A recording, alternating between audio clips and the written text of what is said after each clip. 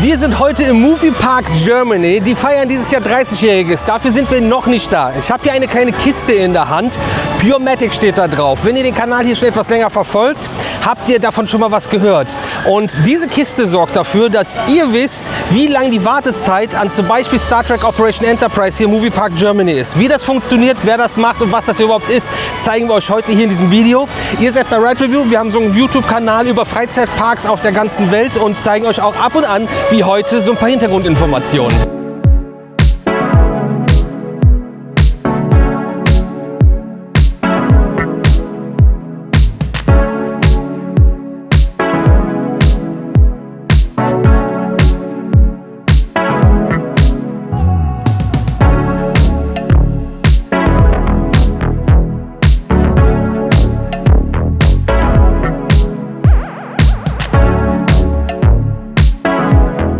So, wir haben ein neues Gesicht hier auf dem Kanal.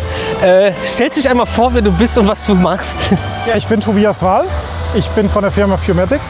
Ich bin der Customer Success Manager. Und wir sind heute hier im Moviepark, weil wir unsere Sensoren platzieren. Ja, wir haben das ja schon mal in einem Video vorgestellt, aber was macht Purematic so im täglichen Geschäft? Was seid ihr? Also wir sind an sich ein Softwareunternehmen, das unter anderem sich darauf spezialisiert hat, dass wir Wartezeiten und Crowd-Controlling in Freizeitparks machen. Mittlerweile zählen auch viele Schwimmbäder und andere Freizeiteinrichtungen dazu, aber das ist so unser Kerngeschäft. Das heißt, wir haben so eine Sensorik, die wir in Warteschlangen zum Beispiel platzieren und an einer Attraktion.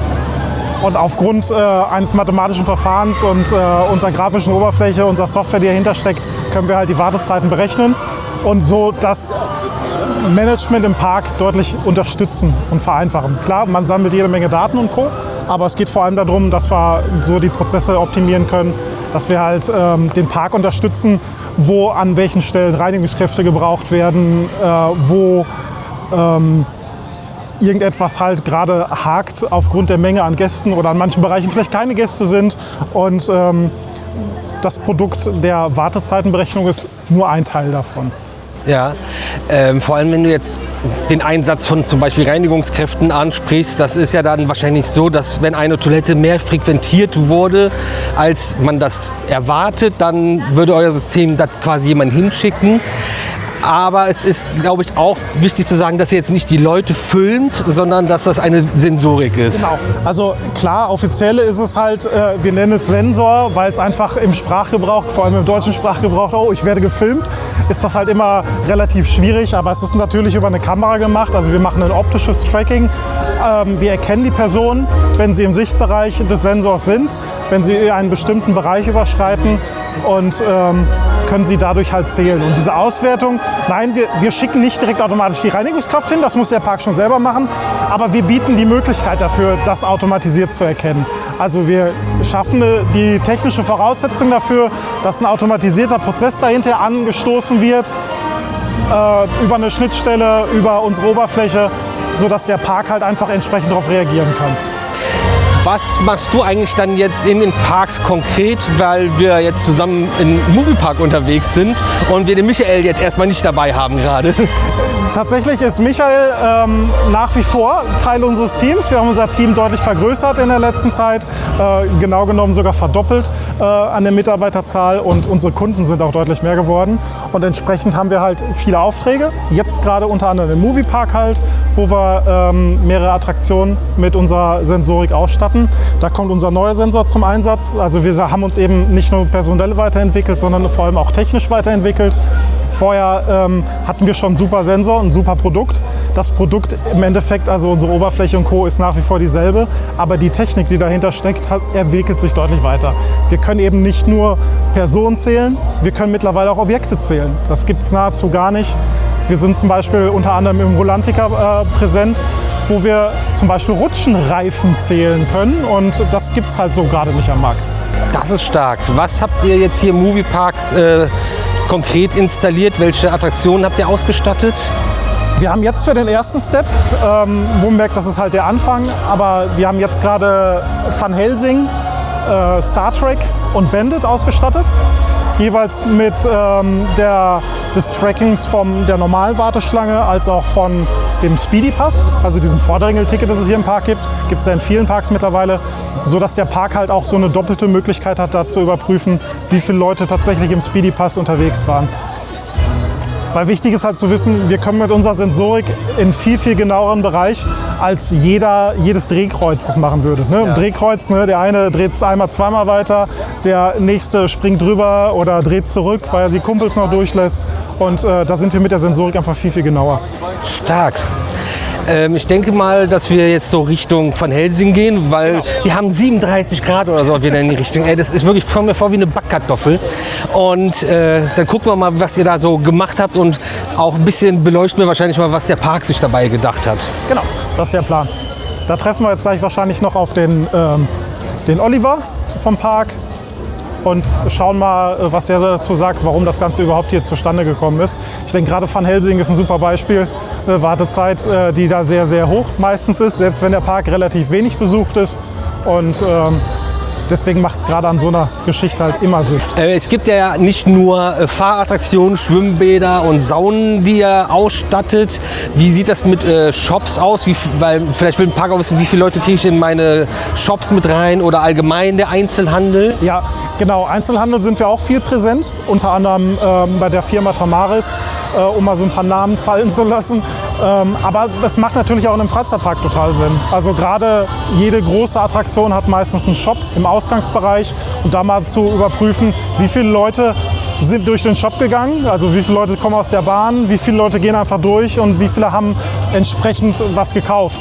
Wir arbeiten mit vielen Kassenherstellern zusammen, als dass wir auch die Daten da durchaus miteinander matchen können. Also so, dass tatsächlich eine Conversion Rate bei rauskommt, die der Operator oder beziehungsweise der Parkleiter halt auch tatsächlich dann verwerten kann. Ja, wenn ich jetzt einen Park habe oder ähnliches, ich melde mich bei euch. Wer kommt zu mir und wer erzählt mir das alles bei mir in meiner Venue, die ich habe? Also ich bin ja in der Rolle als Customer Success Manager unterwegs. Normalerweise bin ich der zweite Schritt. Also der erste Schritt geht so wie in fast jedem Unternehmen über den Vertrieb. Aber zumindest hat man relativ schnell mein Gesicht vor Augen, weil ich zumindest derjenige bin, der auf jeden Fall auf Bestandskunden zugreift. Das heißt, ich betreue so ein bisschen unsere aktuellen Kunden, logischerweise aber auch so ein bisschen die Kunden mit, die neu dazukommen. Nehme die ein bisschen mit an der Hand, erkläre ihnen die Oberfläche. Vielleicht findet man aber auch noch eine Erweiterung für das Angebot, was ursprünglich gedacht war. Wir haben das durchaus gehabt, dass wir halt nur einen Sensor im Parkeingangsbereich platziert haben und dann aber festgestellt haben, dass der Park viel, viel mehr Potenzial hat. Und dass der Park das aber gar nicht so auf dem Schirm hatte, dass man Wartezeiten überwachen kann, dass man Toilettenanlagen prüfen kann oder ähnliches. Und gerade sowas, da gebe ich dann den Denkanstoß. Also da geht es wirklich um die Use Cases und so. Sehr cool. Ja, jetzt stehen wir genau vor Van Helsing's Factory und da gucken wir mal rein.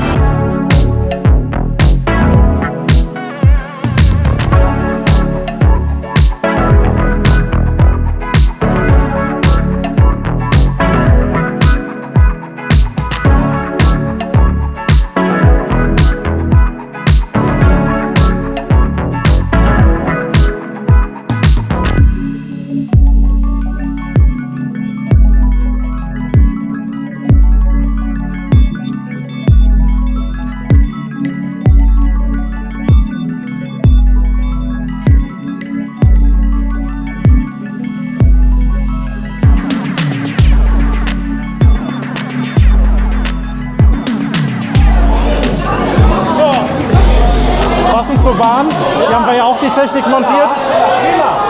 Und, wie zufrieden bist du mit der Montage und Co.? Passt das? Sehr schön, sehr interessant, sehr unauffällig. Genau darum geht es ja. Die Technik soll ja im Hintergrund stehen und genau dafür stehen wir auch. Die Technik ist super, das wirst du feststellen. Ich werde mich so in ungefähr 2 Wochen, wenn die Sensoren alle geeicht sind, kalibriert sind, werden wir nochmal miteinander sprechen. Prima. Und dann werde ich dich natürlich auch noch so ein bisschen ausquetschen. Was hat dir gefallen, was hat dir nicht gefallen, was für Verbesserungspotenzial siehst du noch? Ja. Und dann schauen wir weiter. Also wenn du Fragen hast, kannst du dich jederzeit bei mir melden. Gerne, ich freue mich drauf. Super. Ja, hallo, ich bin der Olli, bin seit 4 Jahren fast im Moviepark, Betriebsleiter, offiziell Director Park Operations und für alles zuständig, was den Parkbetrieb betrifft. Also Fahrgeschäfte, Entertainment, Parkplätze, Reinigung. Ist das so die Organisation der Leute, wo wer eingesetzt wird oder wie muss man sich das vorstellen? Nein, dafür haben wir natürlich Manager, Leiter. Ich glaube, Anni war schon oft bei euch, die Entertainment komplett selbstständig macht. Also ich habe ein super Team und bin da eigentlich oben drüber und unterstütze, helfe, bringe eigene Ideen ein manchmal, also alles, was so anfällt. Wir sind ja für Purematic heute hier und Sie machen ja Wartezeiten und es gab ja schon Wartezeitenanzeigen bei euch, aber jetzt ändert sich ja was. Wie ist das gekommen? Also unsere Wartezeitenanzeigen basieren tatsächlich auf der Erfahrung und dem Wissen unserer Mitarbeiter. Es ist keine Technik dahinter. Und natürlich möchten wir auch die Mitarbeiter zum einen entlasten. Wir möchten eine sichere Anzeige, die zuverlässig sind. Und da war die Idee, das mit Purematic auszuprobieren. Es gibt auch andere Anbieter, auch da gab es schon mal Kontakte, Überlegungen. Aber aktuell glauben wir an die Lösung von Purematic. Was hat euch da so überzeugt, dass ihr euch dafür entschieden habt? Also zum einen wurde der Test schon im letzten Jahr bei unserem Partnerpark Bobbejaanland gemacht und wir haben sehr gute Rückmeldungen bekommen. Und das hat uns natürlich ermutigt, dann zu sagen, das möchten wir auch probieren. Ihr habt euch jetzt erstmal für 3 Anlagen entschieden hier. Wie ist die Wahl gefallen? Warum die Anlagen? Natürlich 3 große Anlagen. Mit Star Trek, Van Helsing und Bandit haben wir die 3 großen Fahrgeschäfte ausgewählt, wo immer viel los ist, wo wir dann auch gute Ergebnisse uns erhoffen und auch die Gäste schnellstmöglich da unterstützen dann mit ihrer Planung. Sind das also auch die Sachen, die ihr euch dann von diesem System erhofft? Ja, also wir bekommen ja Rückmeldungen von Gästen, wenn die Wartezeiten nicht stimmen. Eigentlich wissen die Mitarbeiter das gut und können das sehr gut einschätzen. Aber es ist natürlich immer ein Aufwand. Es muss immer einer schauen, wo ist die Schlange jetzt und was bedeutet das. Das immer aktualisieren. Also das wäre schon eine große Entlastung. Wir müssen das aktuell in 2 Systeme eingeben.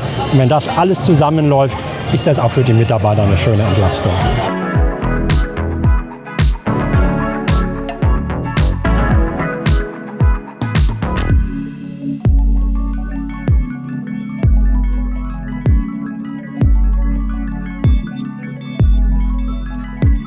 So, jetzt sind wir mit dem Tobi noch mal hier draußen und wir haben ja gerade einiges eurer Produkte schon kennengelernt, aber es gibt noch mehr. Genau, wir haben unter anderem ein sogenanntes Digital Signage System, kurz DSS genannt. Das ist ein Produkt, auch ein kleiner Kasten, so wie unser großer Kasten für die Sensorik. Mit dem können wir Videoplayer bespielen oder Monitore bespielen. Also handelsübliche Monitore oder aber eben Outdoor-Monitore. An der Stelle hier ist es jetzt vielleicht ein schlechtes Beispiel, weil hier haben wir eine LED-Leinwand, aber vom Prinzip her ist es das Gleiche. Aber die könnt ihr auch bespielen? Genau, die können wir auch bespielen. Unsere Software liefert halt eben eine Schnittstelle dahinter und diese Schnittstelle kann natürlich alles irgendwie füllen. Ob unsere eigenen DSS-Player oder aber eben externe. Wir haben auch diverse Partner, mit denen wir zusammenarbeiten, weil manche Parks halt aufgrund einer Gruppenzugehörigkeit oder Co. an einen bestimmten Anbieter gebunden sind. Und dann können wir über eine Schnittstelle die Inhalte trotzdem bereitstellen. Also dass der Park sie selber verarbeitet. Das Ganze kann man auch weiterspinnen. Diese DSS-Player sind nicht nur für Wartezeiten interessant, sondern auch für Content an einem Kiosk, an einer Bude, wo man gerade seine Pommes bestellt, dass da Content angezeigt wird. Aber auch in einem Schwimmbad, wo Aufgusszeiten von der Sauna angezeigt werden oder Co. Also da sind die Inhalte komplett frei platzierbar. Stark. Ich glaube, das ist ein spannender Einblick für euch alle, wie Wartezeiten in Freizeitparks erfasst werden und euch auch wiedergegeben werden und gezeigt werden, was für den Besuch und für die Qualität eures Besuches super wichtig ist. Da kannst du besser planen, wo gehe ich hin, wie lange muss ich vielleicht warten oder wo ist gerade am anderen Ende des Parks niemand in der Attraktion und ich kann das Ganze skippen. Vielen Dank erstmal an euch und also Purematic allgemein für diesen Einblick. Und ich glaube, es passiert demnächst bestimmt noch genug Spannendes, wo wir dann nochmal uns hier wiedersehen. Definitiv. Es wird noch eine ganze Menge passieren. Wie gesagt, es werden immer mehr Kunden. Vielleicht noch nicht zu vergessen, unsere Energieeinsparfunktion. Also wir haben ja die Daten. Wir wissen, wie viele Leute irgendwo in einem Bereich sind. So hat sich irgendwann beispielsweise etabliert, dass wir auch wissen, wie viele in einer Sauna sind.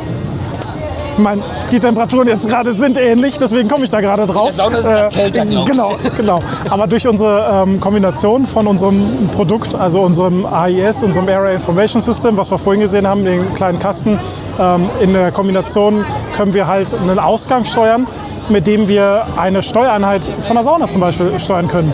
Wenn wir jetzt die Sonne steuern können, wäre noch schöner, aber so die Sauna zum Beispiel zu reduzieren, weil weniger Leute im Schwimmbad gerade sind, an dem bestimmten Bereich ist beispielsweise auch ein cooler Use Case. Und das Ganze zieht sich eben auch in einem Freizeitpark, kann man durchaus viele Szenarien entwickeln, wo das interessant sein kann.